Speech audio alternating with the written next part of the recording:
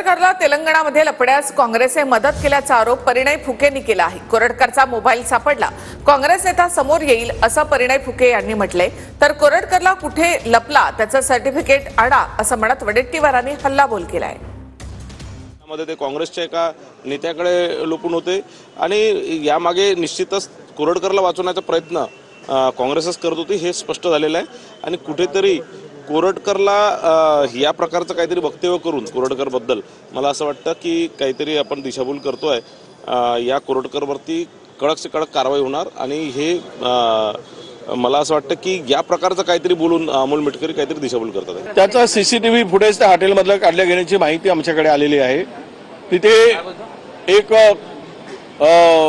कोंडावर नावाचे अधिकारी आहेत, ते क्राईम ब्रांचला आहेत, ते भेटल्याची माहिती प्रथमदर्शनी आमच्याकडे आली आहे।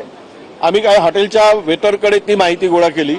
त्यांनी त्या लोकांनी तिथल्या नाव गुप्त ठेवण्याच्या अटीवर कोंडावर नावाचे पीआय क्राईम ब्रांचचे ती त्याची सेवा करत होते हे आम्हाला माहिती मिळालेली आहे आणि त्याच्यावर कारवाई करायची मागणी आता करतो आहोत। वडट्टीवार असतील, काँग्रेसचे नेते असतील, त्यांचे चेहरे आता पूर्णपणे पडलेत, त्यांचं सगळं पितळ उघडं पडलंय।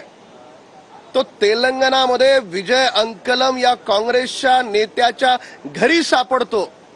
काय रहस्य आहे? स्वतःहून काँग्रेस पक्षानं महाराष्ट्राच्या आणि देशाच्या जनतेची माफी मागावी आणि हे मान्य करावं की प्रशांत कोरटकरचा करता करविता हा काँग्रेस पक्ष आहे। जेव्हा महात्मा गांधींना मारलं तेव्हा गोडसेंनी काजळ लावलं डोळ्याला आणि ताईत घातला गळ्यामध्ये की तो मुसलमान आहे असं पकडल्यावर वाटलं पाहिजे। त्यामुळे मग आता काँग्रेसच्या लोकांनी आश्रय दिला असं म्हणणं सुद्धा त्याच प्रकारचा एक भ्रम निर्माण करण्याचा प्रकार